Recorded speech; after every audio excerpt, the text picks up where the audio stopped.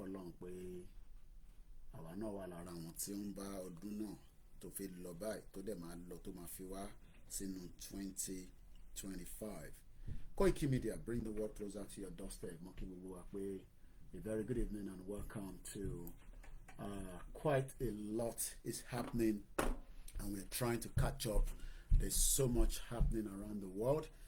There's so much happening around Yoruba Nation and there's so much to discuss tonight. So eba gbọ́wọ́lé share button bí ẹ bá ṣe ń wọlé ní méjì mẹ́ta ká fi bẹ̀rẹ̀ sí prepare fún our evening transmission on the Koikimedia network. Ìgboro Nigeria bí a ṣe ń sọ Australia ó mú information kan jáde tí a fi share pẹ̀lú wa. Update also on the Yoruba Nation YSDM account tí a máa sọ̀rọ̀ lé lórí. But for now, about the bringing the world closer to your doorstep.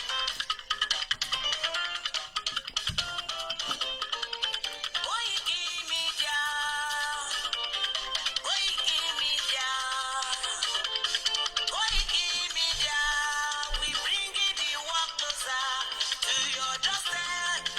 Koikimedia, Koikimedia, Koikimedia, we bringing the world closer to your doorstep.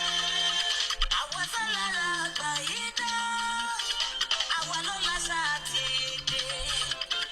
Ìgbéde lárugẹ nílẹ̀ Oòduà o, àwa gangan ni bàbá. Koikimedia, Koikimedia, Koikimedia, we bringing the world closer to your doorstep. They never sabi wetin we carry for her. Let me know when it gets closer there. I said they never know wetin we carry for body.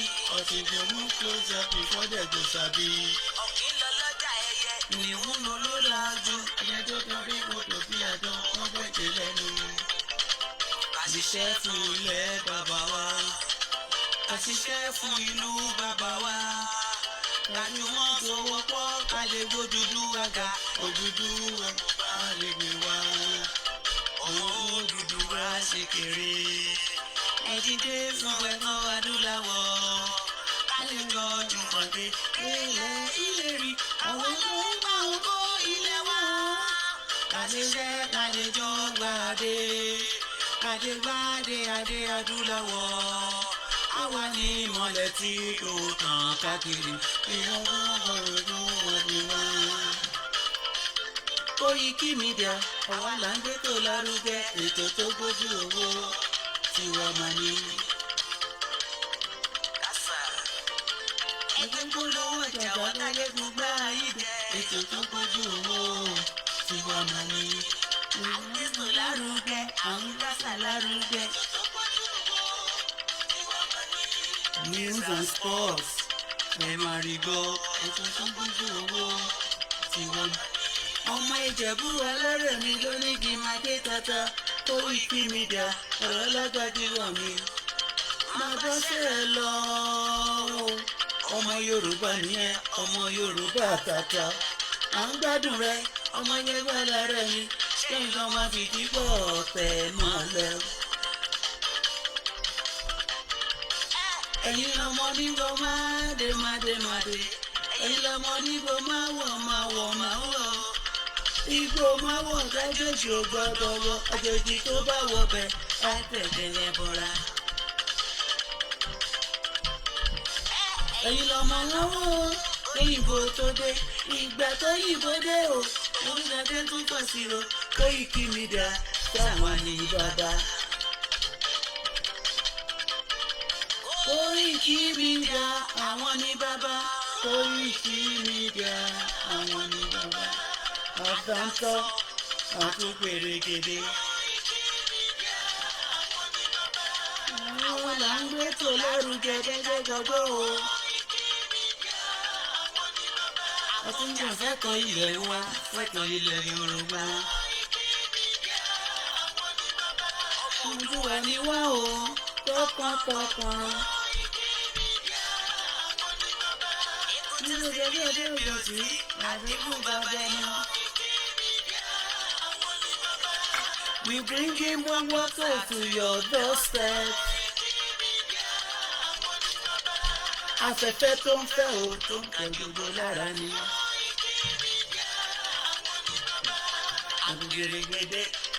You plug it, you didn't put the plug on. Oh my God. You just put it and you didn't plug it. Kí ni bẹ́ẹ̀ àwọn ní bàbá wọn? Ẹ máa bọ̀ wọ́n ẹ tí gbọ́dọ̀ wọ́n ọjà yín wá. Odùduwà la gbé dání, òtítọ́ la gbé dání. A kì í sọ̀dálẹ̀, a kì í sọ̀lí kéka. Àwọn ní bàbá wọn. Àbúrò tán, àbúgbèrè gẹ́gẹ́. Koikimedia, we bring you one closer to your doorstep. Koikimedia is around. Is around. Where's my iPhone? Ìgbìmọ̀ rẹ̀ sílẹ̀, ẹ tẹ́tí ẹ gbọ́ ètò tó gbójú owó. Ladies and gentlemen, ẹ mọ́kànlẹ̀ sílẹ̀, ẹ bẹ́ẹ̀ ká fẹ́ bẹ́ẹ̀ lò. Ètò tó gbójú owó. Koikimedia is around. A very good evening. It's end of the year. I am so happy and I hope you are happy. Ká dúpẹ́ fún pé Ọlọ́run ṣọ́ wa láti January. Ó tọ́pẹ́. Àìmọye àwọn tí Fúlàní ti pa. Àìmọye àwọn tó ti lọ nínú stampede. Àìmọye àwọn tó lọ nínú plane crash. Àìmọye àwọn tó sùn tó òjìde. Àìmọye àwọn tó tútù máa jáde lálẹ́ ìkọ́lọ̀ máa kà wá mọ́ wọn. Ọlọ́run ló ní ẹ̀mí àmọ́ à ń bẹ ni pé kó fún wa lẹ́mìí gúngùn ọdún 2025 tó ń súnmọ́ báyìí kọ́ kà wá mọ̀ mo kí gbogbo ẹ̀yin Muslim ẹ̀yin Christian ẹ̀yin arásàlátù mo kí gbogbo wa pátápátá pé bí a ṣe ń prepare fún ọdún 2025 ọdún tó kù níwọ̀nba díẹ̀ yìí àní bá ọdún lọ bá mi ṣàmì àwọn èèyàn ṣàmì lórí program à ń ṣàdúrà lọ́wọ́lọ́wọ́ àní bá ọdún lọ ebi o Ọlọ́run ní jẹ́ kí 2025 kó tún mú ebi wá bá wa torí pé ẹlòmíì ò rówó tùjọ nínú 2024 ó gbìyànjú ó try àmọ́ ìtry ẹ̀ yẹn kò ń ṣẹ́jú ẹ̀ kí ló fà á ẹ jẹ́ a gbọ́ lẹ́nu bàbá ẹ̀. The cost of fuel has gone up. Food and other prices have followed it. Households and businesses struggling. Things seem anxious and uncertain. I understand the hardship you face.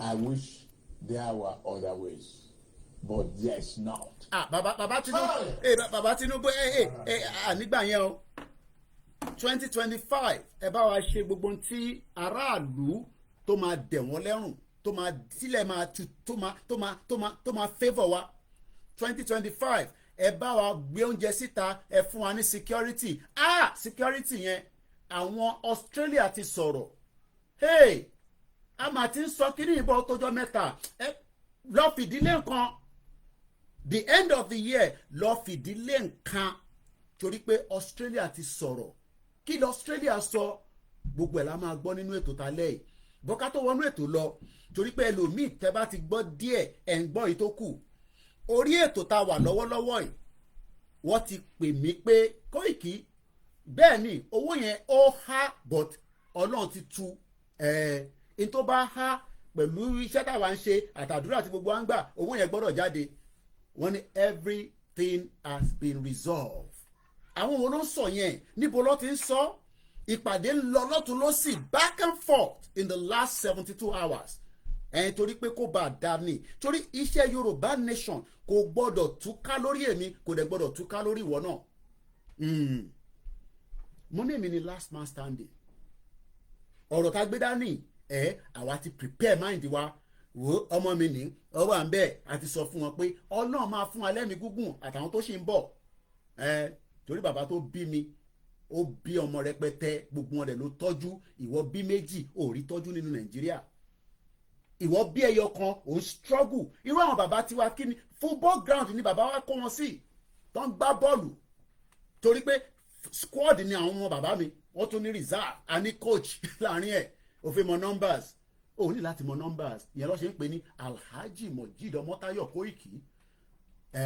Àwọn ò ṣe yahoo wọ́n ò ṣe ritual wọ́n ò ṣe politics àmọ́ nígbà yẹn wọ́n ń rí owó wọ́n rówó fi tọ́jú aya wọ́n rówó fi tọ́jú ọmọ Yorùbá ò rówó fi tọ́jú ìyàwó kò rówó fi tọ́jú ọmọ látara ìlú wo ni ìlú tó ń pè ní Nàìjíríà àwa ni a fẹ́ Yorùbá country ó wá wà against it throughout 2024 gbogbo ohun tó ṣe ni pé kò wà against it mo wá ń sọ fún gbogbo ọmọ Yorùbá pé owó yẹn ó ti wà clear ẹ̀yin tẹ́mi fẹ́ máa gbọ́ nìyẹn èmi ò fẹ́ gbọ́ pé owó hàn nítorí pé a need owó we need nothing less than thousands and millions of dollars bá ṣe ń wọ 2025 ẹ má jẹ́ kí yẹn kan sọ fún yín mo rí àwọn gúrùpù kan tán ní ẹ ti fẹ́ fẹnu bà nǹkan jẹ́ gúrùpù yẹn mọ́ra yín ẹ̀ ń sọ pé ṣé rálì ló tún kàn we are diplomat people ẹ jẹ́ tún fìyẹn pamọ́ for now ẹ ṣọ́ra gbogbo yín ẹ ṣe kí ni ẹ ṣọ́ra gidi gbogbo ẹ̀yin ọ̀nkú kan ìpẹ́ra yín lọ́nkú ẹ̀yin àti yẹn àwa tá wà ní generation yẹn wojú mi dáadáa àwa ò wojú ṣe o ẹ jẹ́ tún dé yẹn pamọ́ ká má ti mú yẹn jáde kó sì wà nínú kúlà bọ́ gbogbo group tẹ́ bá wà against rally ní 2025 we will come out for you very hard ṣé rally la fẹ́ fi jẹun ni ṣé rally la fẹ́ fi mẹ́kọ̀ọ́ owó ni a ní ká ṣe rally káwọn èèyàn wá lè gbọ́ pé Yorùbá nation tá à ń ṣe yìí òun lọ́nà àbájọ èyí tí ń kọ comment ẹ ti ń fohùn sílẹ̀ àbí bẹ́ẹ̀ kọ́ group yẹn ẹ mọ́ra yín nínú group yẹn mo wà ń bẹ̀ gbogbo tẹ kọ pátá mo ní láti copy ẹ̀ jáde ó ti wà automatic lórí mi ẹ̀yin wà ìfẹ́ wà against ẹ jẹ́ ká mú yẹn pamọ́ àmọ́ lórí owó yẹn tí mo sọ pé hang yẹn Káyọ̀dé mọ̀ láti pè mí àti sọ̀rọ̀ bó ṣe ń pè mí lọ́tún lọ́ pè mí lọ́sì bàbá Koiki ọ̀rọ̀ tẹ́ ló sọ yẹn ó máa bà nǹkan jẹ́ kò ń ṣe lẹ́nu Koiki ló yẹ kó ti gbọ́rọ̀ ọ̀rọ̀ bẹ́ẹ̀ yẹn mọ́ ní ẹdẹ yẹn pamọ́ ẹ fi yẹn sílẹ̀ ẹdẹ yẹn pamọ́ ọmọ Yorùbá gbọ́dọ̀ mọ̀ pé òtítọ́ la gbé dání torí èmi ò lè máa ṣe wàhálà aago 5 ni mo ti kúrò nílé mi láàárọ̀ yìí no mo parọ́ 5:45 torí pé táìmù tíyàn bá jáde ó ní footprint kò ṣe aago 5 bọ̀ mo ti dìde sára láti aago 4:30 ni mo ti dìde lórí bẹ́ẹ̀dì tí mo ti lọ wẹ̀ so a lè máa ṣe wàhálà yẹn nínú òtútù ni mo ti ń ṣe program láàárọ̀ yìí at 6:05 tí mo dẹ̀ ń bẹ ọmọ Yorùbá pé ẹ bá wa dáwó sínú YSDA wọ́n dẹ̀ ń dáwó yẹn mo dẹ̀ gbọ́ pé owó yẹn hang àmọ́ bí ṣe ń bá yín sọ̀rọ̀ ní 31st lẹ́ni owó yẹn ti wà release àdúpẹ́ fọlọ́ Káyọ̀dé Mọ̀lá the deputy chairman tí bàbá jẹ́ chairman mo ní èmi máa support YSDM délẹ̀ ni torí pé àwọn ni wọ́n máa kó wa délẹ̀ lérí under the leadership of Professor Adébánjí Akíntóyè mo gbà fún bàbá yẹn tó yányán kò ń ṣe pé tẹnu mo lọ lé ní 2021 láti lọ sọ fún bàbá pé èmi o mo gbà fún yín mo wá gbà fún bàbá mi olóyè Ìgbòho ṣá mo ní ibi tó bá ń lọ ni mo ń tẹ̀lé ẹ lọ wọ́n ní inú igbó ló ń kó wa lọ máa kó mi lọ sínú igbó yẹn torí mo mọ̀ pé Elédùmarè ló gbé ẹ dìde lásìkò yìí àrí Jésù àránà bíi àmọ́ ìwọ ní Ìgbòho Elédùmarè bí bàbá má sunkún mọ́ orúkọ tèmi ló ń pè ní Koikimedia owó yẹn wọ́n sọ pé Koiki everything has been resolved mo ní màá jáde màá sọ fọmọ Yorùbá bẹ́ẹ̀ ìtẹ́ bá gbọ́ lórí platform mi ní authentic ìtẹ́ bá gbọ́ lórí Yorùbá World Media authentic Koiki ni mò ń jẹ́ àní ṣe báyìí fún yín àwọn ń ṣe dúpọ̀ onítìrí o àwọn kì í ṣe dúpẹ́ onítìrí Yorùbá nation under Professor Akintoye is an authentic only Yorùbá nation any other one tẹ́ bá tó sábẹ́ bàbá Akintoye ẹ máa wà lẹ́yìn wa ni so platform tó ń sọ jágbajàgba pé ṣé rally ló kàn tẹ́ ń kọ right up ẹ̀yin ẹ̀gbọ́n tẹ́ wà labroad máa gbórúkọ yín jáde máa bá yín ta tán ẹ pè mí sílé ẹjọ́ fún defamation of character àwa sọ táwọn tá ṣe nínú ilé màá wá sọ gbogbo táwọn ọmọ Yorùbá fẹ́ mọ̀ nínú that particular group ẹ jẹ́ kí n déyẹn mọ́lẹ̀ yẹn ọmọ Yorùbá ẹ má tọwọ́ bọ̀ wá lẹ́nu èmi ò lè fọwọ́ ara mi ṣe wàhálà kí n dàrú àwọn kan ní wàá ṣe wàhálà láyé kò ń ṣe Koiki kò ń ṣe gbogbo àìsàn tí mò ń ṣe láyé ni mo sọ never in this world wàhálà ni mo ń ṣe ọmọ mi wà mí báyìí nísìn ariwo tí mo ń pa ó ń disturb ẹ àwọn ọmọ olóyìnbó wọ́n láìka ariwo tá à ń pa yìí daddy you are talking too much just calm down àwọn máa ṣe wàhálà ìyẹn kan máa sọ pé mo mọ tí mo ṣe èmi ò ní ṣiṣẹ́ kí n fọwọ́ mi dànù o bẹ́ẹ̀ sàṣí ni kò ní ràn mí lágbára Jésù Kristi. Àwọn èèyàn wà ní Saudi báyìí nísìn, ìwọ ló mọ Saudi, ìwọ ló wà against Allah, èmi believe in Muslim lọ bí mi sí. Àwọn èèyàn wọ́n wà ní tawaf nísìn tó fi owó politician lọ síbẹ̀. Mo sọ fún yín pé mo ò fẹ́ fún yín lórúkọ ẹni yẹn dáadáa ni àbí ẹni yẹn. Níjọ́ Thursday wọ́n sì pè mí ní Heathrow airport, àwọn tó ń lọ fún tawaf tó ń gbé ọ̀rọ̀ Yorùbá nation lọ síbẹ̀. Ẹ má wà against Islam, ọ̀rọ̀ ẹ̀sìn kọ́lá gbé dání. Àwọn olórí burúkú politician ni ká sọ fún pé Yorùbá nation, Yorùbá country. Àwọn kan ní Koiki máa bá wa pè ní country. Ó dà pé yẹn máa tètè wo etí àwọn èèyàn. So by 2025, Yorùbá nation is still Yorùbá country. Tí bá ní Yorùbá country kọ́kàn change. Torí nígbà tá a bá tún sọ pé Yorùbá country, etí ẹlòmíà di. Èmi ò ní ṣiṣẹ́ kí n fọwọ́ mi dànù. Inshallah, wakudura to lie. Ọmọ kọ́tọ́ bí dáadáa ni mí. Bọ̀ lórí movement mo sọ fún yín pé àtọwọ́bọ̀ yín lẹ́nu. Tàbá tọwọ́bọ̀ yín lẹ́nu ẹ gé mi jẹ síbẹ̀. Yorùbá nation no going back lásọ. Kọ́lọ́n dẹ̀ jẹ́ kí Trump tó débẹ̀ torí wọ́n fẹ́ dàjọba Trump yẹn rú. Wọ́n fẹ́ make sure pé ogun ṣẹlẹ̀. Àmọ́ Australia ti sọ̀rọ̀. Kí lọ Australia sọ? Ọmọ tètè lọ lóòdì dátà kó wá gbọ́n tó Australia sọ. Ìwọ tó ń lọlé ọlọ́run àbá ń fi aṣọ ẹ̀ padà. Àmọ́ Australia sọ̀rọ̀ nípa Nàìjíríà. Táwọn yẹn bá sọ̀rọ̀ wọ́n ní intelligent ni. Mo dúpẹ́ fọ́lọ́run pé ìyí táwa ti ń sọ̀bọ̀ wọ́n fi bá mi crown effort mi ni. Mo kí ìyá tó bí mi lọ́mọ. Mo kí ẹgbẹ́ ìfẹ́ lódùn. Mo kí gbogbo ẹgbẹ́ kọ̀ọ̀kan, ẹgbẹ́ kan wá ju ẹgbẹ́ kan lọ, gbogbo ẹnu mo fi sọ ní bíbá. Àmọ́ àwọn ẹgbẹ́ ń ṣiṣẹ́. Tó bá ní ẹgbẹ́ ẹ máa mú ìfẹ́ lódùn, ẹ máa mú àwòrán ṣàṣà, ẹ máa mú àwọn ẹgbẹ́ Ìgbòho Iron Lady, ẹ máa mú gbogbo group tí mo fi kankan sílẹ̀ nú gbogbo yín pátá ni mo nífẹ̀ẹ́. Mo ní we will be there for you. Where's my iPhone ọmọ Òdùà? Ó ti mú iPhone mi lọ́mọ Òdùà. Má sọ iPhone 13 nù. Àwọn tó wà Nàìjíríà pàlàsà ló ń lò kó ṣàfi ń bú wọn. Ọmọ kékeré ń lo iPhone nínú ilé. Mo ní kó bá ń lọ mú dáadé ní sọ́nà òun mi. I can't find it. It's on my bed. Mo kí gbogbo alẹ́ nǹkan sí. Yes, bí bàbá mi ṣe sọ bòbóyè, we have been tackling issues quickly like this. It will have solved easily. Mo sọ pé owó hang bẹ́ẹ̀ ló hang but wọ́n ti sọ fún mi wọ́n ti confam. Káyọ̀dé Mọ̀lá ní parọ́ fún mi. Tẹ́ ẹ̀ bá mi tán pè ní Káyọ̀dé Mọ̀lá ṣe rántí October.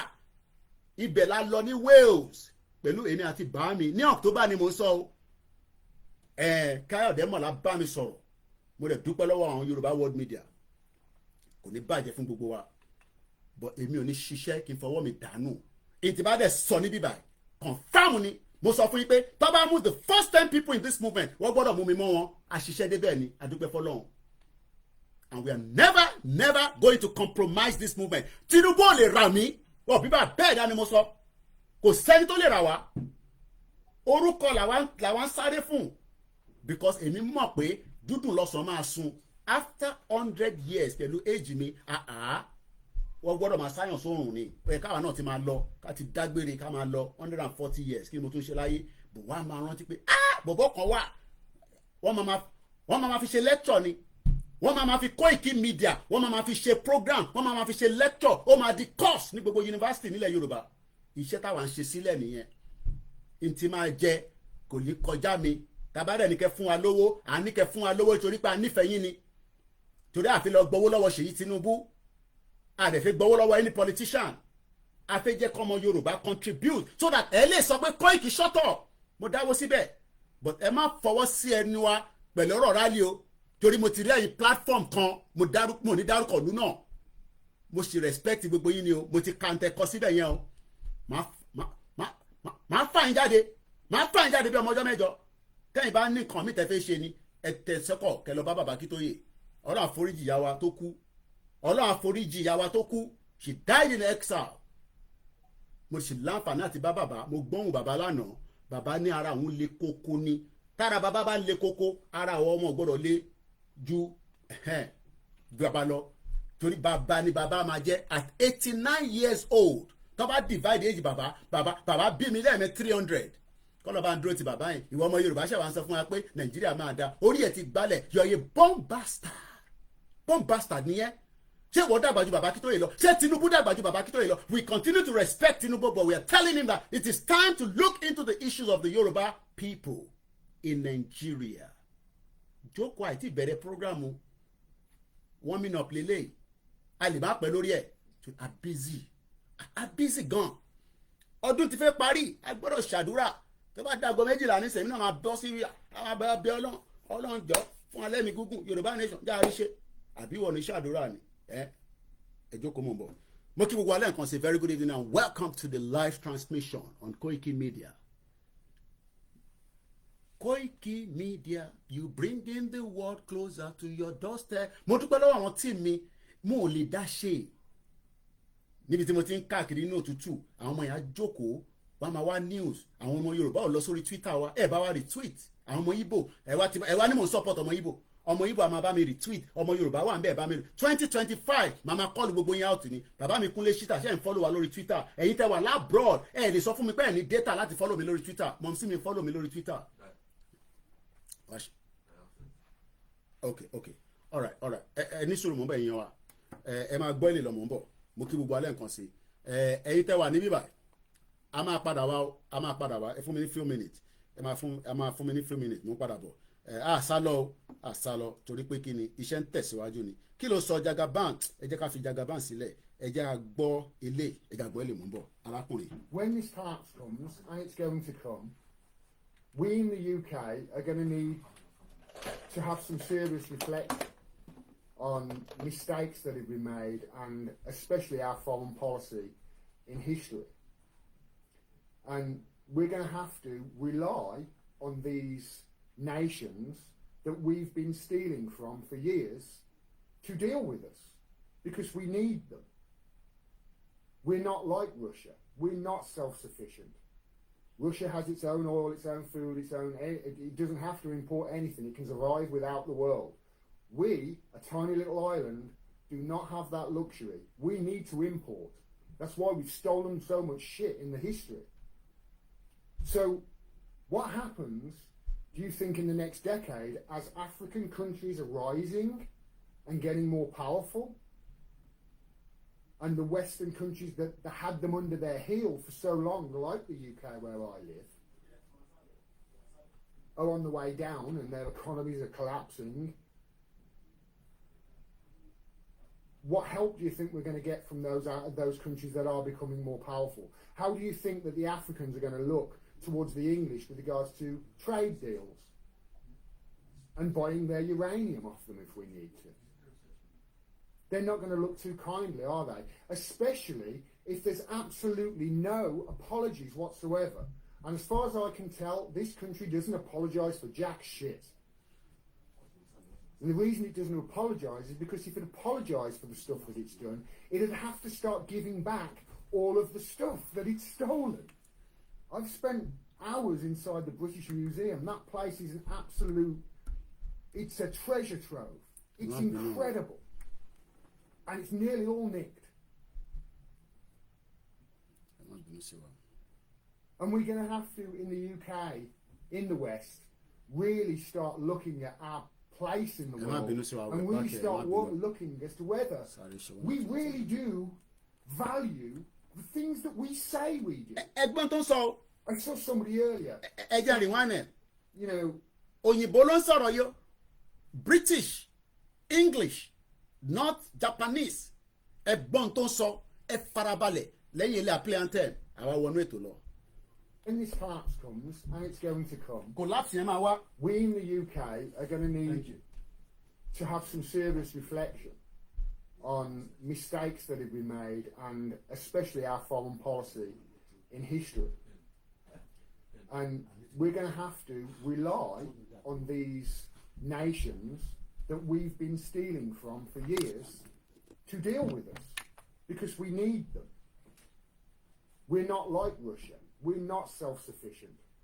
Russia has its own oil, its own food, it doesn't have to import anything. It can survive without the world. We, a tiny little island, do not have that luxury. We need to import. That's why we've stolen so much shit in the history. So what happens, do you think, in the next decade as African countries are rising and getting more powerful? And the Western countries that had them under their heel for so long, like the UK where I live, are on the way down and their economies are collapsing. what help do you think we're going to get from those countries that are becoming more powerful? How do you think that the Africans are going to look towards the English with regards to trade deals and buying their uranium off them if we need to? They're not going to look too kindly, are they? Especially if there's absolutely no apologies whatsoever. And as far as I can tell, this country doesn't apologise for jack shit. And the reason it doesn't apologise is because if it apologised for the stuff that it's done, it'd have to start giving back all of the stuff that it's stolen. I've spent hours inside the British Museum. That place is an absolute, it's a treasure trove. It's incredible. And it's nearly all nicked. And we're going to have to, in the UK, in the West, really start looking at our place in the world and really start looking as to whether we really do value the things that we say we do. I saw somebody earlier saying, you know, this is what the West do. They just play pretend. It's no wonder the West now accept a man being a woman if he just identifies as one, because we in the UK have been identifying as a nation that is on the side of law and order, a nation that values free speech as it's censoring everybody, a nation that values freedom of the press and is a shining light and a beacon for freedom of the press throughout the world, whilst it's literally torturing the best journalists the world has ever seen in its capital. No. We say we are these things. Our government says them all the time. The diplomats are like that. But it's just all hot air. Nothing we do as a country backs up what these people are saying. No, what if Julian Assange is select? But while he was doing this video, nothing. Julian Assange was still being held. I love my country, Django. and that's what I want my country to turn into, to be. Just like we loved our country, Yoruba country. But right now, Nigeria is not working. It's the most patriotic thing a person can do. To love your country. I talk about these things, People call me me a Putin puppet. They've been propagandized to such a degree. They don't know their allies when they meet them. And we've got some serious apologising to do in this country. To all of these nations that we have stolen from, to all of these nations whose leaders we've helped assassinate and overthrow, all of these coups that we've done around the world in countries just because we didn't like what they did. So we killed them and we overthrew them and we put in a dictator who created a secret service and was just brutal to the people in that country. We didn't care. As long as we carried on getting the oil. We're meant to be a country that cares about these things, that cares about truth and honesty and justice. No justice. This country prides itself on the UK justice system. Can you see that? Well, there's no greater injustice in this world right now than the imprisonment of Julian Assange. Julian Assange has been released now. What's he released? In the UK. He has been released after so much pressure. And to all those people in Africa, Chengbo, you and Africa, rise up. Rise up. I'm in the West and I'm fighting West. For you. And we really are the people in the country, the people in the UK, the people in this chat in the UK. You know the truth. We're on your side. On our side, but I want to we want our country to be the things that it says it is. But it's not. Clearly not. Àwọn fẹ́ kí ìlú àwọn ṣe tó yẹ kó ṣe, but kò ṣe. UK ò ṣe. America ò ṣe. We should see the rise of Africa. We face the rise of Yoruba country, Biafra country, Arewa country. country. At the moment, the rise of Russia and China. I'd love Africa to go with that as well. But this is not good for the West, especially if we carry on.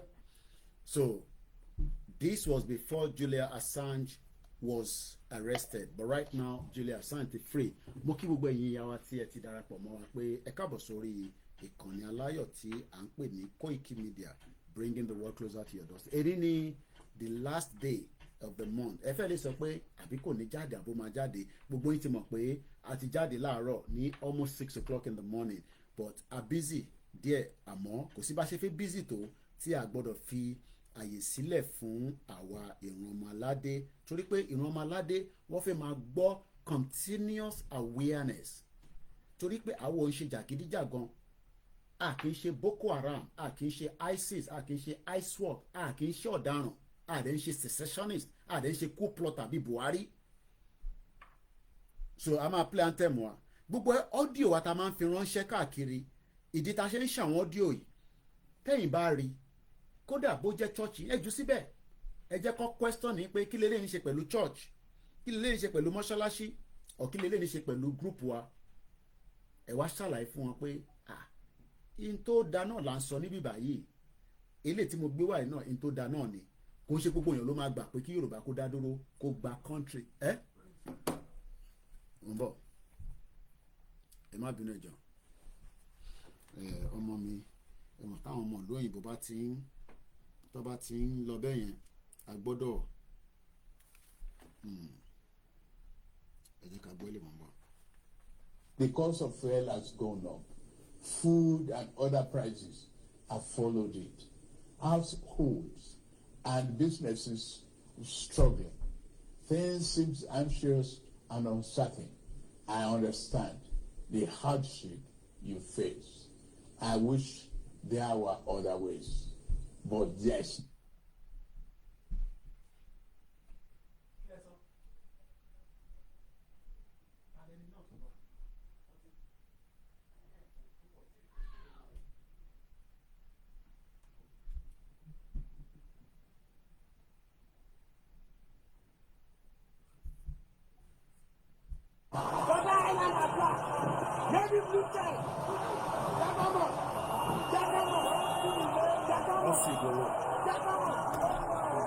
Gbogbo ara rántí Èkìtì àbí wọ́n sì gbowó wọ́n ti wà confused the love is too much fún wa rántí rádì arántí ẹ̀ àdúgbò fọlọ́ pé Ọlọ́run túbọ̀ bá wa dá bàbá wa Olóyè Ìgbòho kó bá wa lọ́rọ̀ ẹ̀mí ẹ̀ kó bá wa fún ní ẹ̀mí gígùn àtàlàáfíà kó bá wa dúró ti àwọn ìyàwó àtàwọn ọmọ kó dẹ̀ dúró ti gbogbo ìran Yorùbá náà Yorùbá country òun náà ni à ń torí ẹ̀ ṣe ariwo tá à ń pa lórí social media àwọn kan ní ẹ̀kọ́ ń pariwo ní kò ní débì kankan ok jọ gbọ́ èdè náà mò ń bọ̀.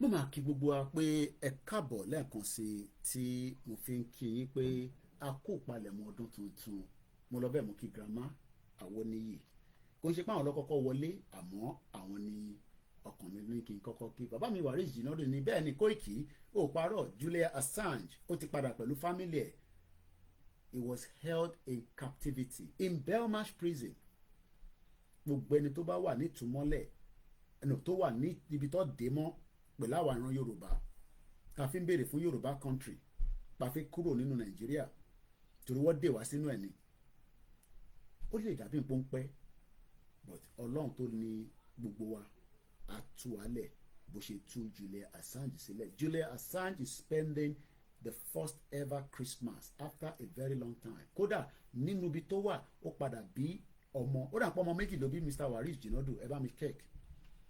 Ó ṣe jigijigi, ọkùnrin níbi tí ìyàwó ẹ̀ ti lọ ń ba nínú Ecuador embassy, ó sáré gbàsè fún pápò, ó dọmọ lẹ́sẹ̀kẹsẹ̀. While he was in captivity, ìyàwó ẹ̀ bímọ níta. So ìwọ tó ń sọ pé inú Yorùbá nation tẹ́ ẹ̀ ń bọ̀ yìí, Yorùbá country tẹ́ ẹ̀ ń sọ pé ó ń bọ̀ yìí, ẹ kàn ń da gbogbo ẹ̀rú ni, ẹ kò tẹ̀ yé wa. A rò pé gbogbo yín ní ọpọlọ ni, àwọn kan ló ń sọ yẹn o.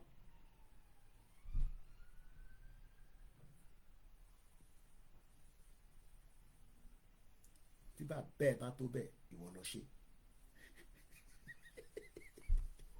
Wọ́n mọ̀ páwọn ò lè ṣe é. Ẹ̀rù gbogbo agídí ìdúpọ̀ ní tìrì, ẹ̀gìgì, agbègbè, agbàpàpà, Ọlọ́run ló débẹ̀, Ọlọ́run ti fún wa ṣe, àti gba country, àti ìjìnlẹ̀ nísìn, ó ti change topic báyìí. Kò rí topic mi. A ní kí gbogbo akátọ̀ sójú kan, wọ́n náà wọ́n yá bàrà kúrò lẹ́yìn bàbá Akíntóyè. Àti gba country wa, àti wà lórílẹ̀‐èdè tiwa, àwọn wèrè, àwọn òsínwín people. Ẹ wo bí tẹ bá rí ayé yín dé. Wọ́n ní Yorùbá nation orí social media kọ́ ló ti máa happen, but social media is the engagement, kájọ engage. Ẹ jẹ́ kí àwọn èèyàn tó wà lórí ètò tó yà mí tó máa fún wa lówó lálẹ́, a fi gba £5, a fi gba £10, a fi gba náírà. Ọdún tuntun là ń lọ yìí, iléeṣẹ́ yìí ní ìdówó. Ìyá mi Táíwò Kíkẹ́ Fásọmí, ìyá yẹn gbéra ní Kuwait níbi tó wà. Ṣé Kuwait lẹ́wà bí Qatar? Ó lọlé nígbà tí olóyè ń ṣe bẹ́ríà màmá rẹ̀, ó raṣọ, ó lọlé, ó ní ọmọ Yorùbá lòun. Ó lọlé, ìyá Táíwò Kíkẹ́ tẹ̀ ń rí tó ń jubilate ní Facebook yìí, ó ra tíkẹ́ẹ̀tì, ó torí Ìgbòho lọlé. Èwo ni wọ́n máa ṣe nítorí Yorùbá country? Tó ti bá nítorí Ìgbòho nísìn, ṣé wọ́n ní aṣọ Ìgbòho di Ọlọ́run àti máa sọ Ìgbòho di Ọlọ́run? So wọ́n ti ń bá mi fà káǹtì síta, ẹ donate fún journalist. But ìyá mi àbí bàbá kan confirm nísìn, wọ́n ní Koiki, Iyọlá Adédoyin, wọ́n ní yes Mr. Koiki, I think the problem is resolved, my payment to the account not being returned back to my account again, it is very, afẹ́jẹ́ kó stable náà ni, kí nǹkan stable làwa fẹ́, àwọn ń dà nǹkan rú. Ibi tó bá fẹ́ há sí ká tètè sọ síta kó lè resolve. Mo kí bàbá wa Babalọ́lá, mo kí Mr. Kọ́lá Lawal, Bless Ugo, kọ́lọ̀ ń bá wa tú Simon Ekpa sílẹ̀. Èèyàn mi dáadáa ni. There's no other privilege to have a number that you can ring and Simon Ekpa will pick it up. It was a privilege that I never abused. But in a movement or in their own country, I want to gba country, and we must accept it. Ẹ̀ka iṣẹ́ bá ṣe ń gba country nìyẹn, ṣe at least wọ́n ṣàbẹ́tà ju tàwọn Dúpẹ́ lọ, torí kò sẹ́ni tó gbọ́ tàwọn Dúpẹ́ mọ́ báyìí. Lóòótọ́ àwọn Biafra, they are going through a lot right now, but mo mọ̀ pé dúdú ló sùn máa sùn. So ẹ̀yin èèyàn wa, mo máa ń kí yín. Prince Adébáyọ̀ Shitu, mo kí yín dáadáa. All hail Biafra.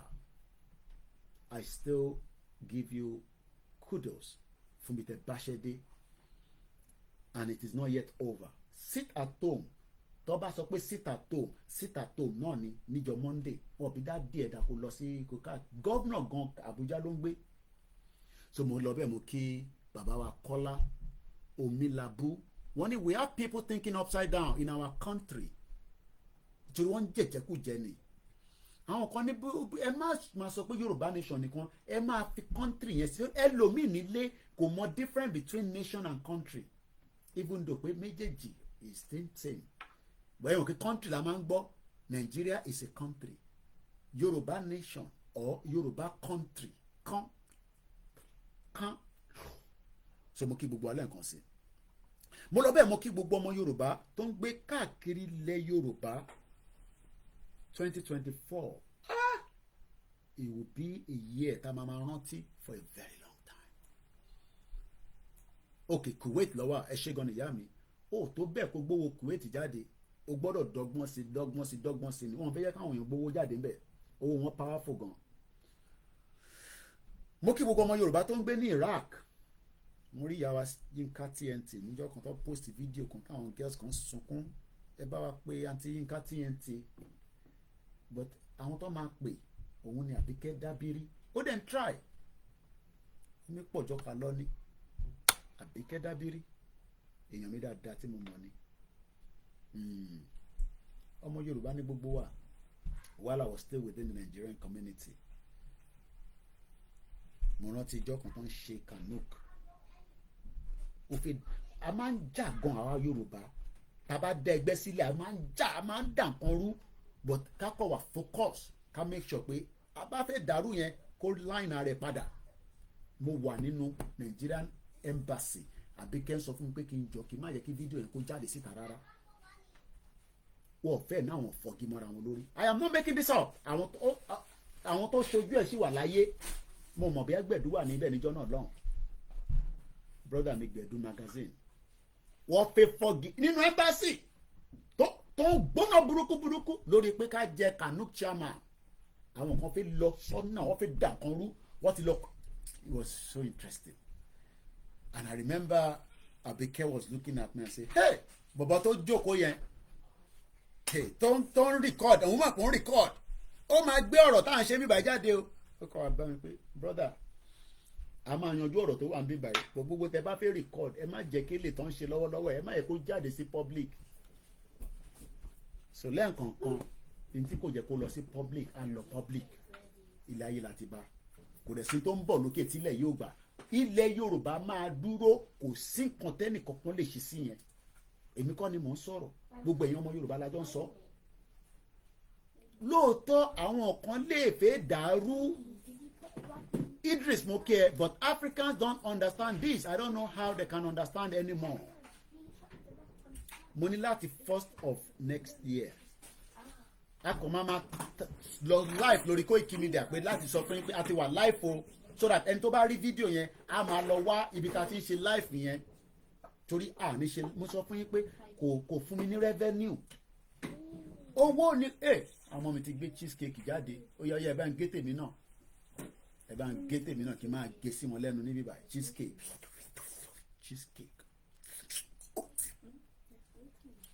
mo kí gbogbo alẹ́ nǹkan sí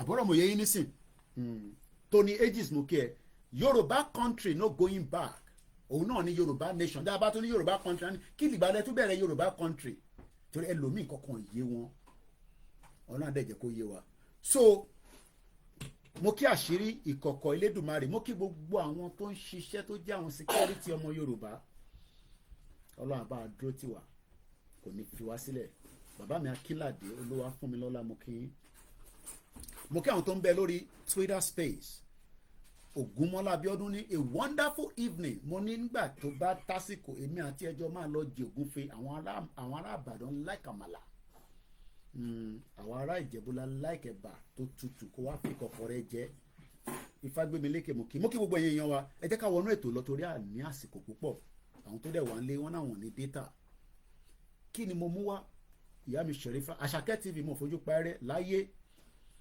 ìyá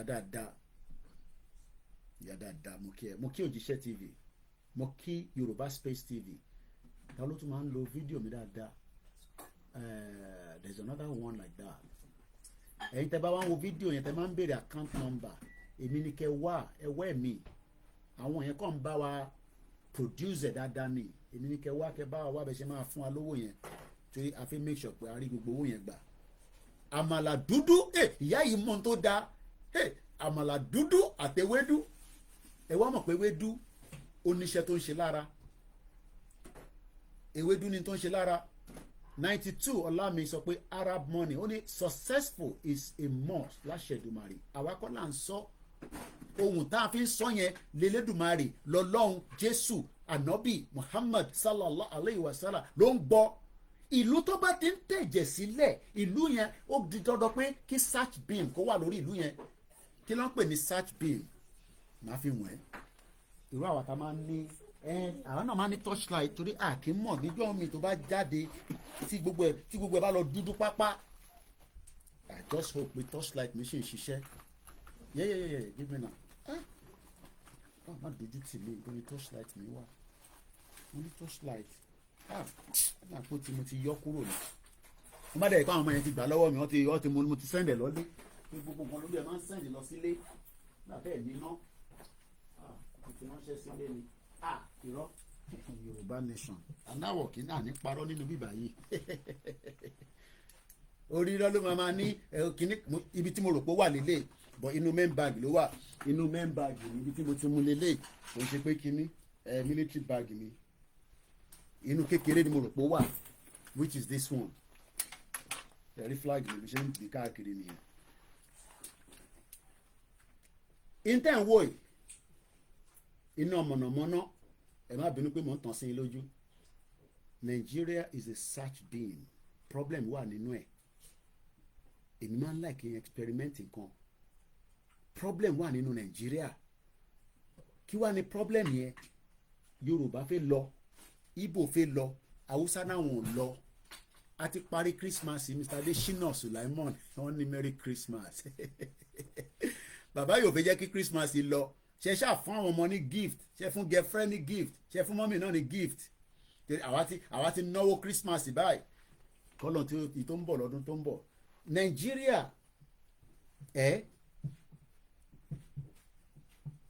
ó ti di òkú gbé fún mi èdè ìmọ̀ nìkan mi cheesecake ni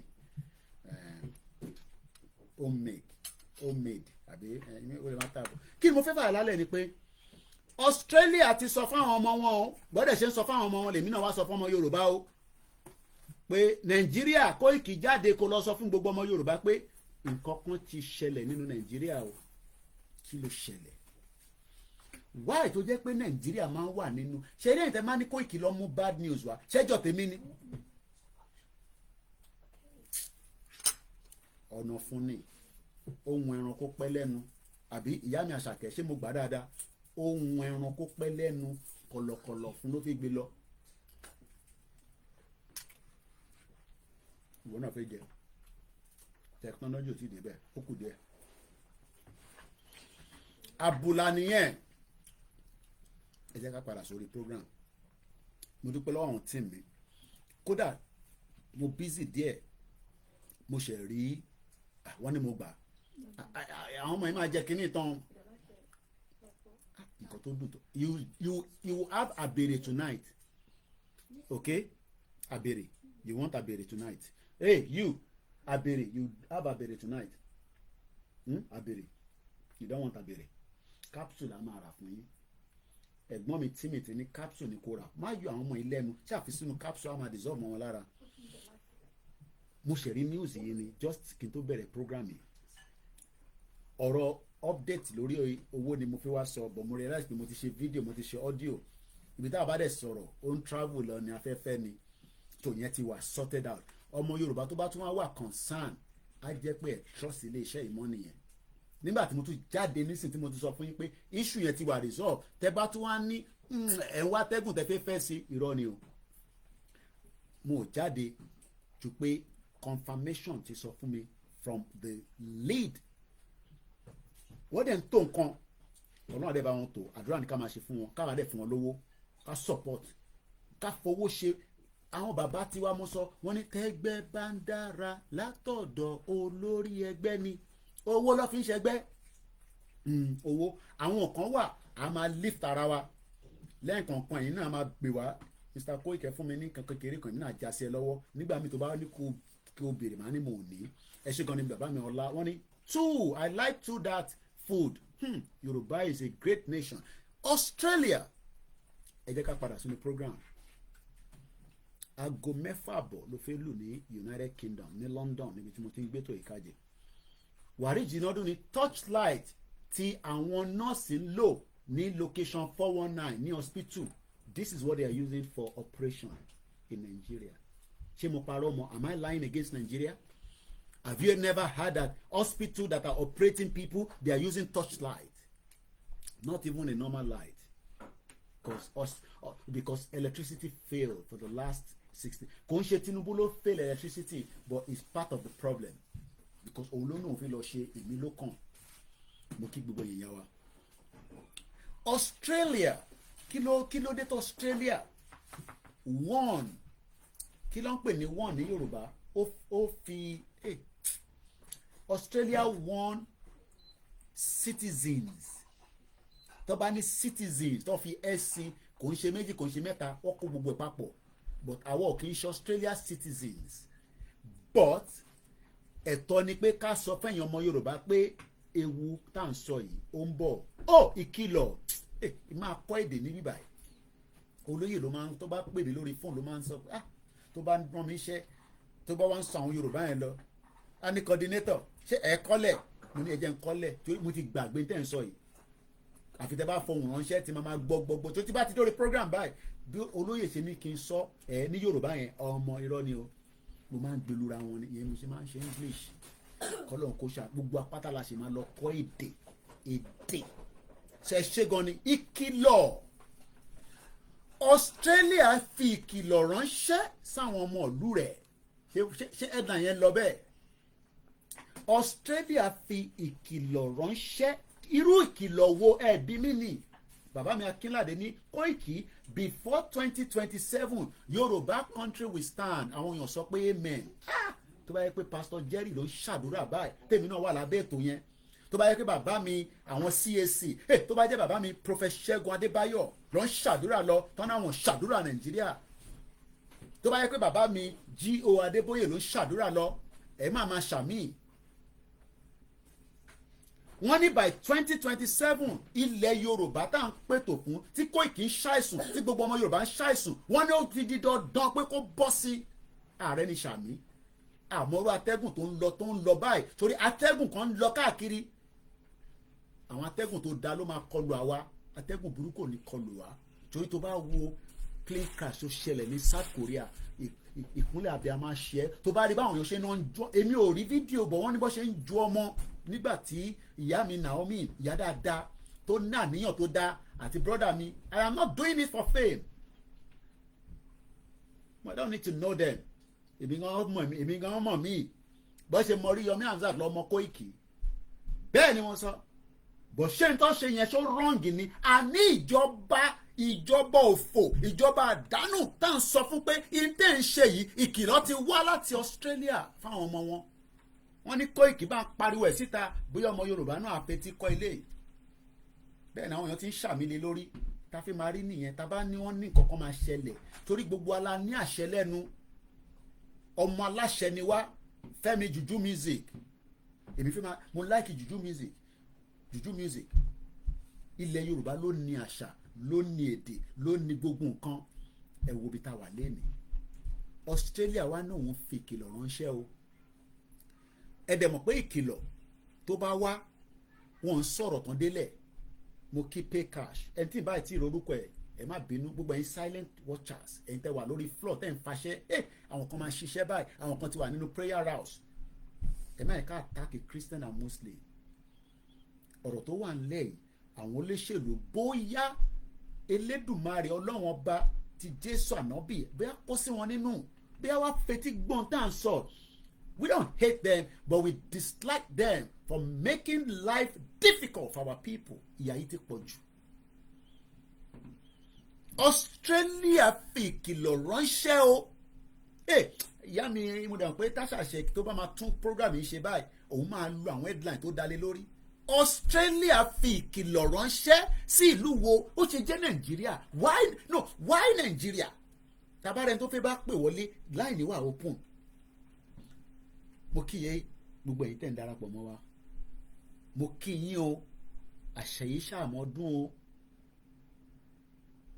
Oyèrónkẹ́ Ọlánìyàn mo kí yín mo kí ẹ̀yin ọkùnrin mo kí obìnrin mo kí gbogbo ọmọ Yorùbá àwa Yorùbá ìyá mi Ṣadé lótọ̀ ẹ ti fi ọ́díò sílẹ̀ mo ì tí gbọ́ àtàgò márùn-ún mo make sure pé bọ́ọ̀sì ti máa wọ̀ kúrò níwájú ilé mi mo mísẹ̀ torí ibi tí mò ń lọ jìn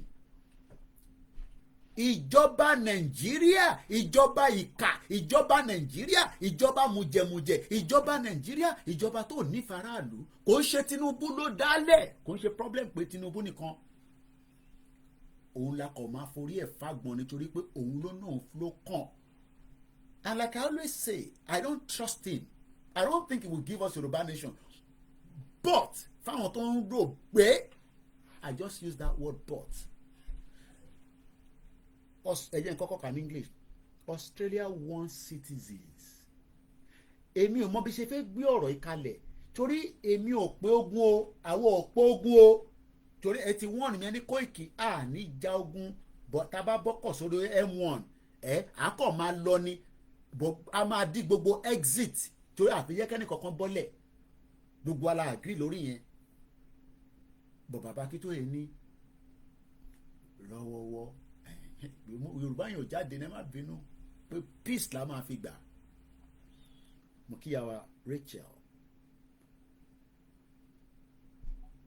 Australia ìlú yẹn jì Ṣòwòrẹ́ débẹ̀ nígbà tó ń ṣe campaign tó fẹ́ di president. Australia is a far distance but ìlú tó dání gbogbo bẹ̀yẹn crocodile dẹ̀ pọ̀ níbẹ̀ ọlọ́run àìkó lọ síbẹ̀ kí crocodile lọ géèyàn jẹ ẹ̀yin tẹ̀lé máa ń jẹ crocodile ní Nàìjíríà wọn ló ń jẹ tó dání má sọ pé kò dáa bí wọn náà ṣe ń jẹ ìgúnfẹ̀ àwọn kan náà ní kò dáa olùkàlùkù ló mọ tó ń jẹ but let's focus on something tí mo fẹ́ gbé jáde èmi kọ́ ni mo sọ o wọ́n ní you will be you will soon be our MP Jennifer Obaseki ó máa ṣe jẹ́ MP nílùú yìí bẹ́ẹ̀ ni mo sọ she contested in the last but she didn't make it but I'm sure it's a good experience for her. I've known her for 25 years títí bí ṣe ń sọ̀rọ̀ báyìí it is not free o torí mi àlọ́ máa ní Koiki o gbọ́ pé immigration consultancy kan wà free nothing is free in UK o but she does give free consultation I think on a Friday maybe for 10 minutes and you pay for the rest because don't come and say Koiki o gbọ́ program kan pé Jennifer Obaseki ó máa ń ṣe free none of them does free o because wọ́n lọ kàwé fún iṣẹ́ lọ́ ṣe wọ́n máa ń ní staff wọ́n dẹ̀ máa sanwó and I can stand for her on immigration. Immigration is Ọlọ́run ló ní o but they will give you advice. Jennifer Obaseki ó wà lórí Instagram lọ́wọ́. Let's come back. Australia wants citizens to avoid travel to Nigeria. Why must we avoid to travel to Nigeria? That is the question mark. I have continuously said for the last 365 years, 365 days. Today make it 365 days make a what? 1 year makes kini. Eba me call. Should be 365 days makes. We have done 365 days. Some people don't die, yo. The South Korea plane crash. I've gone back to review the video. Knowing that you go die. And you can see. Kilo de to parachute. That as the plane won't land, everybody just come out inside that plane. Even if your hand fall like that, you could still get another hand.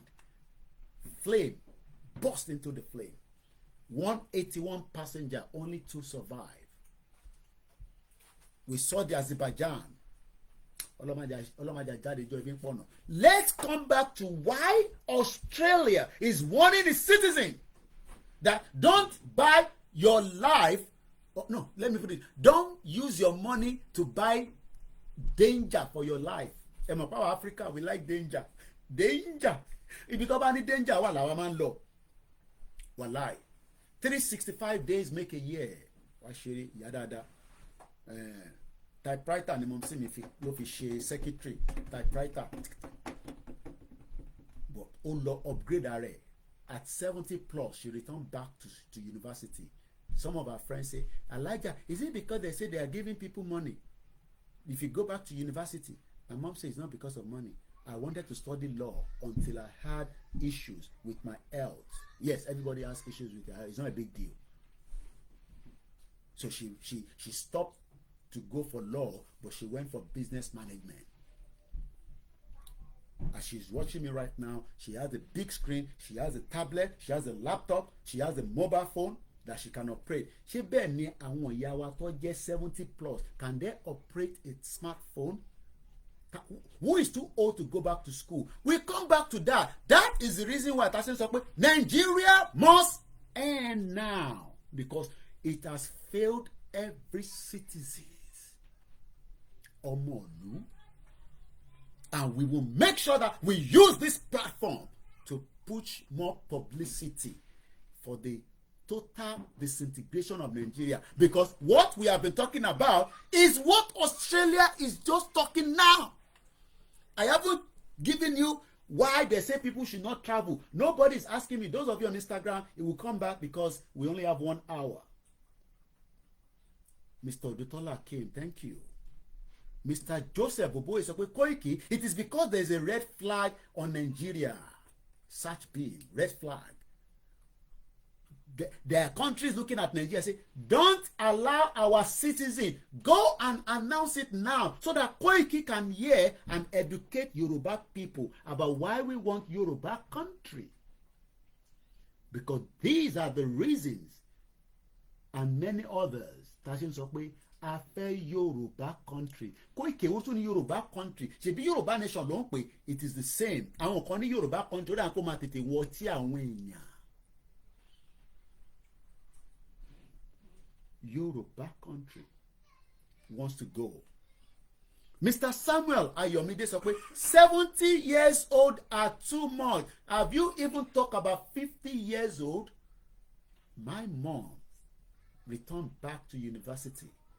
She did a 3-year full course. Not part-time, full-time. Ó lọ sí university, ó lọ fún lecture. Thank you so much for the super chat.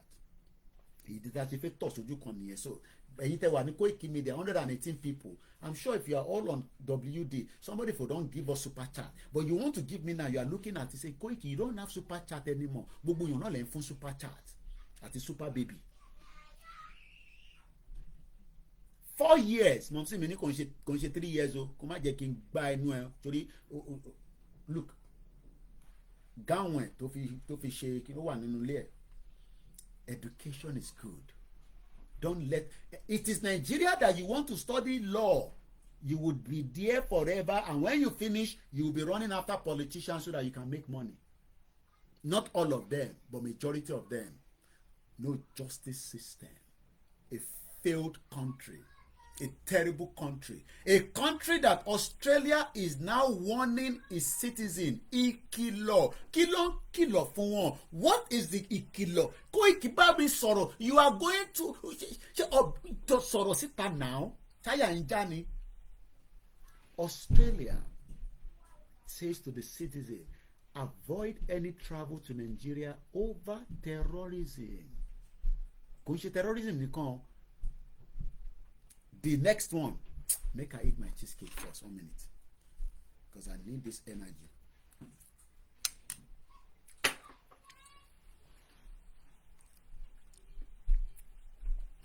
Kí ló ń pè ní civil unrest? Ẹ bá ń kọ sí ní comment section. I no go school. I no go school. Australia say, make I tell una, pé. Make a drink water. This is a very important program. Share.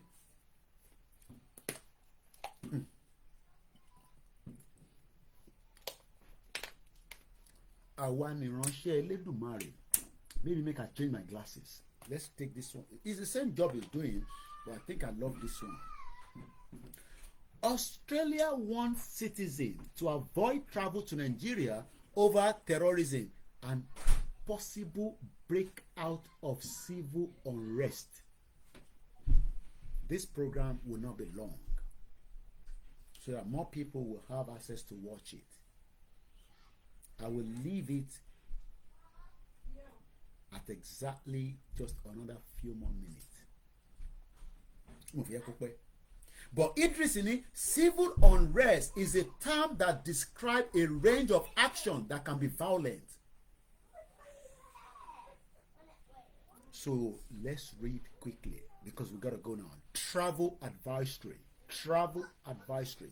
The Australian government has warned its citizens against traveling to Nigeria over the high likelihood, not low, not medium, high likelihood of terrorism. Where? Whoa, sọ fún wa.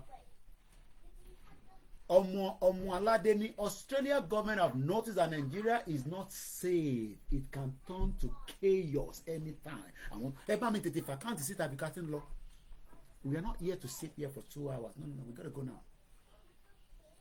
Because as I saw this, my body they shake. What? This is what I have been telling my people for 365 days. A breakout of civil unrest. A breakout of civil unrest where nobody knows. Reconsider your need to travel to Nigeria over due to volatile. We no go school.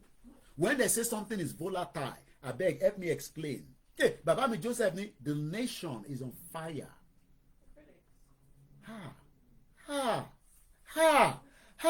Where is the fire? There is fire on the mountain. Run, run, run. London Bridge is falling down, falling down, falling down. London Bridge is falling down. My dear lady. Reconsider.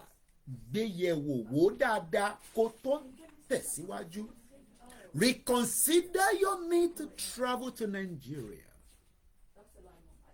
Overall, due to volatile. Hey, Yami Pastor Mo, warning, Nigeria bridge is falling down, falling down, falling down. Nigeria bridge is falling down. According to Australia government, it's not according to me. I don't have all the technology, the intelligence like the Australian government. I am just that young man shouting on social media that doesn't have a job. They play. You think Australia is stupid like your stupid government. Your government that doesn't respect human beings. The government that doesn't respect even the cat that was killed in Igbo's house. You dare not kill a cat in this country. Animal cruelty. A government that knew that people are hungry. Instead of them to give Naomi more support for security, they are blaming Naomi that why did she not put security so that people will not throw their baby? Is that a government? We saw that Naomi consulted, talked to the Minister for Women Affairs in Oyo, in Ibadan, but yet she did nothing. Dumb bastard. And you want to blame Oriyomi Hamzat? Abi? Oriyomi Hamzat said this.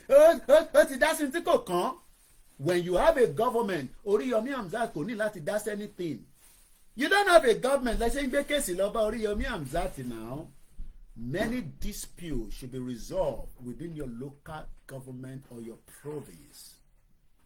Ẹja débẹ̀ yẹn mọ́ bẹ̀ tó ara ti ń lọlé. Ilé wo la ń lọ? Ilé aláyọ̀. Àmọ́, make una hear me. Hate me or like me, the truth will be received on this platform. My name is Koikimedia.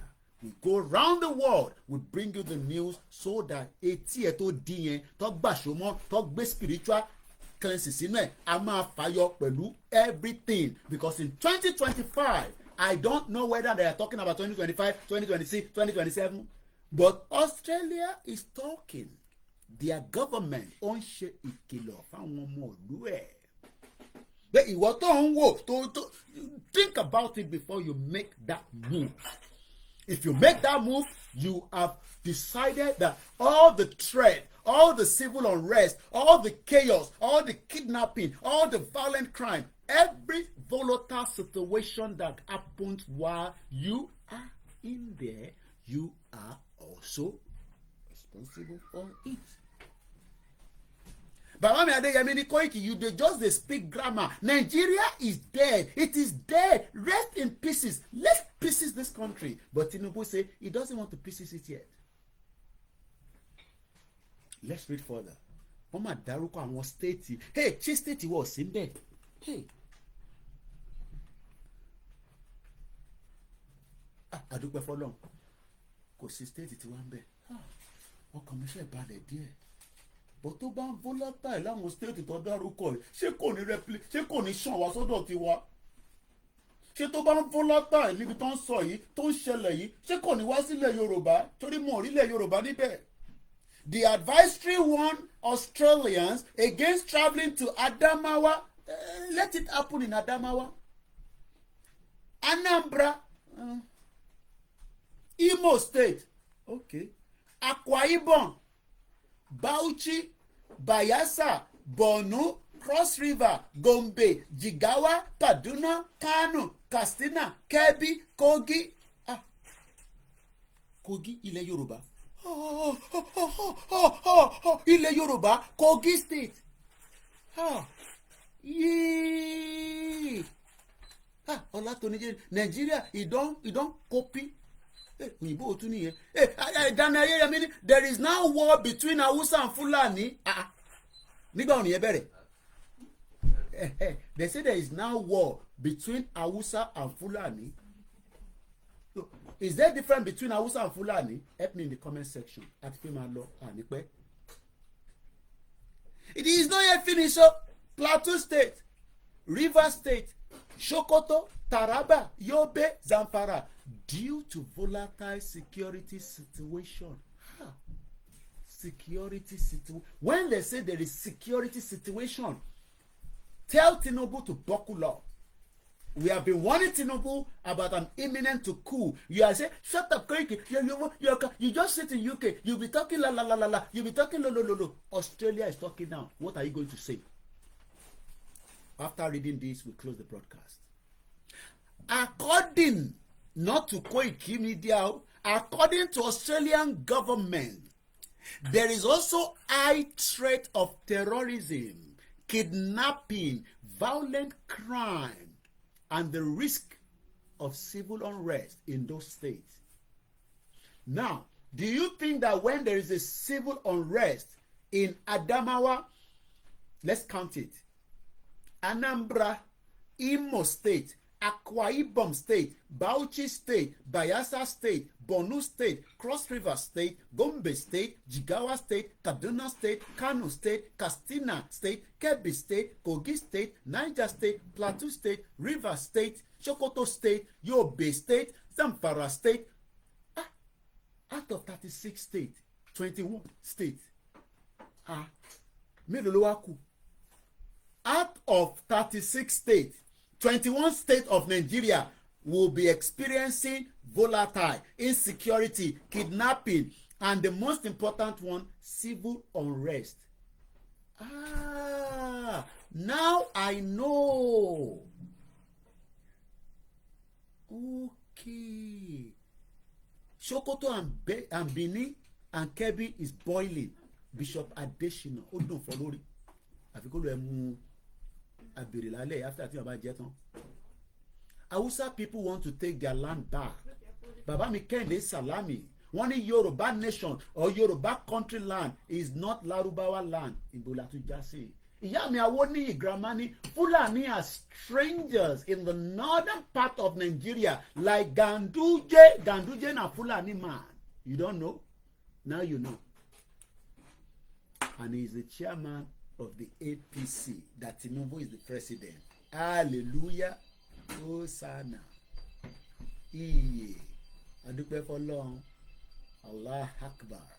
Ganduje, a Fulani man, is the current APC chairman. How did that happen? Because we all went to sleep. Senegal has told France to leave the country. Hey, France is in trouble. Hey, where I cite you my doctor. Hey, doctor. You know we like doctor. Doctor are the one that give everybody shuku injection. Doki. Ẹkùṣẹ́. Ẹ̀bànkì balẹ̀ yìí. Àfijẹ́ kétò yìí pẹ́. Potential target places where crowd gather such as hotels, bars, restaurants, political meeting, government building, places of worship, schools, market, shopping mall, sporting event, transport hubs and network, law enforcement facility, international organization, and the camp for displaced people. Who is planning this? Compliment of the season to you, my beautiful sister. We love you so much for the work you're doing. And I've announced that all the issues in the YSDM has been taken care of. Èmi mo jáde po hand, èmi náà mo gbọ́dọ̀ tún jáde láti rectify ẹ̀. Àdè fọwọ́ àgbà kan jẹ́. Ha! Ọ̀rọ̀ tó ń sọ yìí, a lè parí program lálẹ́ yìí o. Àwa lọ prepare fún crossover. Mẹ́tẹ̀ẹ̀ta làwa ń ṣe sẹ́ẹ̀. Bá ṣe ń ṣọmọ ẹ̀ṣọ́, a máa ṣe ọmọ Jésù. A dẹ̀ máa ṣe tàṣùbà tá a máa fà dáadáa. An estimate 2.2 million adoption. O mọ tán pè bẹ́ẹ̀. Ẹ bá mi kọ́ ní Yorùbá. Kí ló ń pè ní adoption? Àbá bẹ́ẹ̀ ṣe. Èmi I no go school. Àgbà school kọjá. 2.2 million Nigerians were adopted. This happened between 2023 and 2024 when Tinubu has just arrived. Ew, Jagaban. How come? Ṣé Tinubu ò lè control military ni? Ṣé Tinubu ò lè control DSS ni? Bàbá Tinubu, kí ló ń ṣẹlẹ̀? We love you. Put effort on the security as we go into 2025. Nítorí pé ó mọ̀ dájú pé ní northern part of Nigeria kò ń ṣẹlẹ̀ Yorùbá là ń sọ. Ewu ń bẹ níbẹ̀. Bàbá Adéyẹmí ni. I think it's got a lot to do with the World War II when the troops killed Senegalese troops because of the pension in World War II. Èèyàn ti kú gan nígbà tí Tinubu náà débẹ̀ o, àwọn tó adopt. The country statistics office is giving us this, that èèyàn 2.2 million ni wọ́n jí gbé. Tó bá mọ̀ tán pè ní adopt, àwọn tó jí gbé láti May 2023 nígbà tí Tinubu Jagaban ti ń fẹ́ gbàjọba. It is said the average amount paid as ransom for kidnapper is 2.7 million. Dó bá tẹ̀ ra mọ́tò, ó lè dá business sílẹ̀ torí kò lè kọ́lé definitely. With a 2.7 million in your pocket, you should have a turnover of about another 3 million after the end of the year if the country was fully working. If otherwise, your 2.7 million will become zero by the end of the year. Èèyàn mélòó ló rí owó ní year yìí? From January up, I'm not talking about our and diaspora. Àwa tá wà ní ilẹ̀ Yorùbá, tá à ń pè ní Yorùbá country. Àwọn kan ní ká pè ní Yorùbá country. Àwọn kan ní Yorùbá nation ni. Astrid, yes, Hausa have stand up against Fulani, and there's a difference between the middle belt and when you're talking, let everybody go. So that means that people were selling what they don't have. People were borrowing. People were owó lápò to go and release their mo gbọ́ ti bàbá gbàgede mọ́mọ́ tó gbé lọ yẹn. What? After collecting so much money, they were able to collect Okada. Ní pẹ́ kù díẹ̀ a máa end it as soon as I finish this, which is just the last lap. Wọ́n ní ẹni tó jí gbé ní Nàìjíríà, the average money tó máa san, ta ló rántí àwọn musician kan tó jí gbé in between Abuja and Kogi? Mo kí Azeez, kò ní bàjẹ́ fún ẹ. Azeez love me so much, just like every one of you, and we love him too. There is a kidnapping happening in Nigeria, in case you are not a Yoruba man. And this kidnapping occurred between the time that Tinubu is in government. An average 2.7 million was paid by the people that were adopted. How many of them? There are about 2.2 million. Multiply 2.2 million by 2.7 million. That is a money that Nigerians lost to terrorists.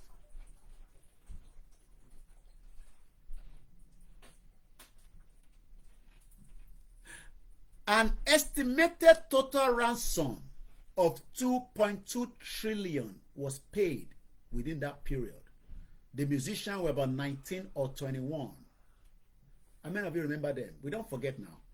They paid huge amount of money to be released. Who is Mokiyami Olajire Koka? Mokiyantemi Jire Koka. Who is funding terrorism? Who is behind it? Ọmọ Yorùbá, ẹ jí ẹ má sùn. Wọ́n ti gbé wa ní gógó. Adẹ̀gbọ́dọ̀ padà sílé. Ilé wo là ń sọ, ilé wa náà ni. And because I need to, because my family need the space, because for me being here now, I need to go. And not being say I would have loved to go further, but I'm sure you understand. Well, it's still better than not coming out of it. A total of 2.2 trillion was paid, and we only have just 15 minutes less than that. So in 1 hour, 30 minutes. The total of 2.2 trillion was gbogbo tó gbà àwọn terrorists. Do you know what that means? They can buy even anything of any kind of graded weapon. Àwọn ọ̀rá owó pé à ń wọ́wọ́ a fẹ́ fi ṣe àwọn owó pé ká fi ṣe publicity ká fi ṣe materials campaign. Mo bẹ̀ gbogbo ọmọ Yorùbá lẹ́ẹ̀kan sí ẹ lọ ṣe banner ẹ lọ tẹ t-shirt. I am not involved in all that. Owó táwọn èèyàn ń dá fèmí is for my own business, which is called Koikimedia, and I will use it for the right place I need it for. But I will continue to raise funds for YSDM. Oh yes, 2025. Ìjọ kan máa wà, a kàn máa raise owó ni. Not to me, to the YSDM account from the new year. I máa dedicate ìjọ kan fún platform tiwa, even if it's just for 1 hour. Always, èlò ló ti dá síbẹ̀ tó bá pè wọlé ṣo ti dáwó. No matter how small. Owó la need. Nobody wants to give any money from anywhere in the world. Our tower involved, la máa contribute. As we end the program, the Northwest reported the highest ransom, a total of 1.2 trillion, while the Southeast was the least. So gbogbo Simon Ekpa dey kill people. Simon Ekpa na the one that destroy Igbo land. So 85 billion. So who is fooling who when it comes to the internal security of Nigeria? Okay. Ta ló ń parọ́ fúnra wọn? Who is fooling who? Who be mumu? Who be ode? So wọ́n jẹ́ kó yé wa pé the highest money that was paid for the ransom it's not when Buhari was there. This is when Tinubu, our own, and Yoruba ni koko gbọ́ràn ni. Like no be me talk amo na Wole Soyinka say Tinubu eleti kunkun ni kò gbọ́ràn mo sọ fún. But you don't need the presidency. Ó ti ju ọ̀rọ̀ Nigeria presidency lọ or president. But kò fẹ́ gbọ́ òun náà fẹ́ jẹ́ kó Ọbásanjọ́ mọ̀ pé àbíjàgàbá power. Ẹ̀rí tọ́básanjọ́ bá ṣe fẹ́kẹ́ Tinubu ní every right láti pick ẹ̀ up kọ́lọ́kẹ̀ sínú prison. Tó bá ṣe fẹ́kẹ́ ní tó ń pè president nìyẹn. Ìyẹn làwọn èèyàn ṣe ń sọ pé you can't fight the government. We are not fighting the government. We are asking for our right. Àwọn ṣe coup plot àdé ń ṣe ṣòwò rẹ̀. Àwọn ṣe politics. And this movement will never be compromised. As long as I am still alive and I'm involved, we will not compromise this. Anywhere, fene, we will come and tell you. But ẹ̀yin tẹ́ wà nínú group content sọ fún wa pé ṣé rally ló kàn. I'm just telling you that I am Koikimedia. You have nothing to offer, it's fine. Nínú movement yàrá àwọn tó ti lọ ṣe politics is their right. Nínú movement yàrá àwọn tó ní àṣemọ́ is your right. Tabagba country gbogbo alájọ máa ṣe àwọn ò nídìí kankan bẹ́ẹ̀. Mo ò nídìí òye. My media platform is big enough to run and make my livings. And as I leave you, I say Happy New Year. Happy New Year in advance. We don't know what call is this. Should we pick it up? Let's see. Because I gotta go now. Hello? On testing. That's fine. So anyway, we gotta go now. Thank you so much, everyone. And like we say at the beginning of the program, Australia wants citizens, and I'm speaking English now. Australia wants citizens to avoid travel to Nigeria over terrorism, possibly breakout of civil unrest. The Australian government has warned its citizens against traveling to Nigeria over the high likelihood of, I think I should record these, I think people like when I record this as well. Let's record it quickly. Today at the time. I'm already installation. Australia wants citizens.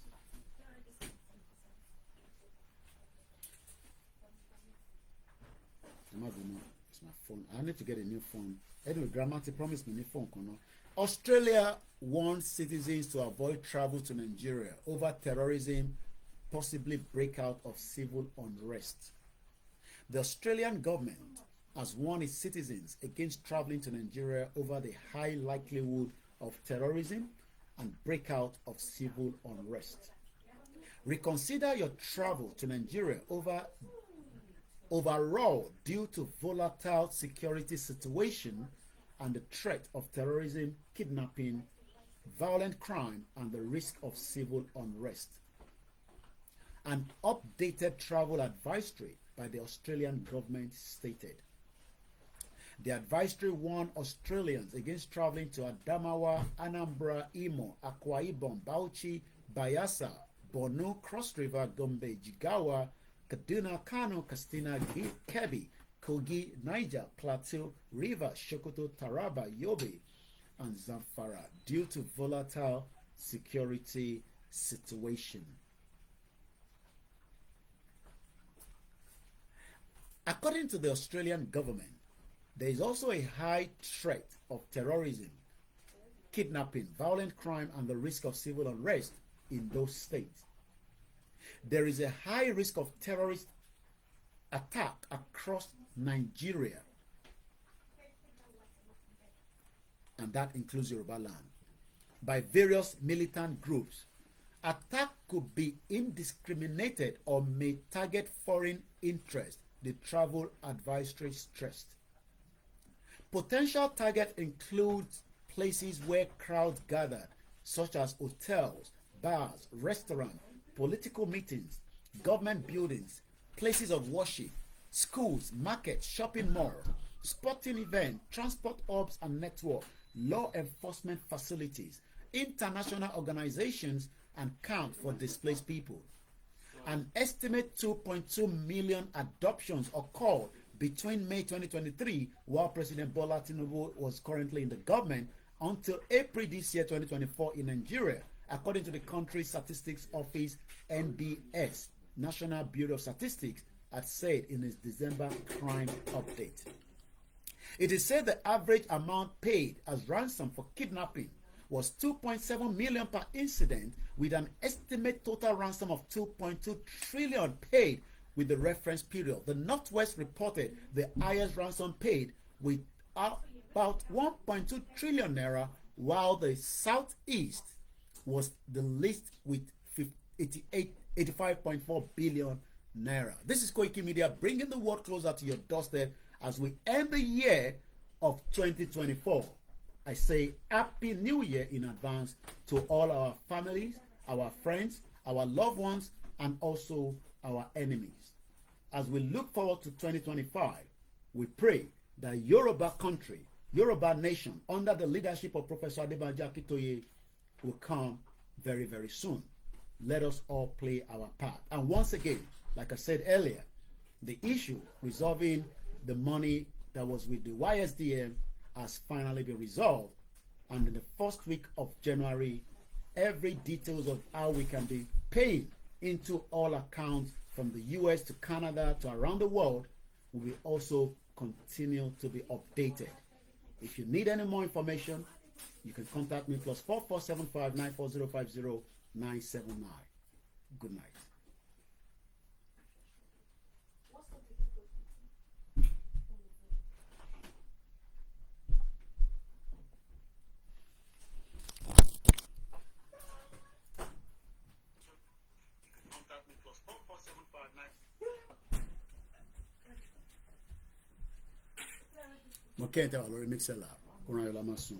And those of you on the Twitter space, good night, everybody.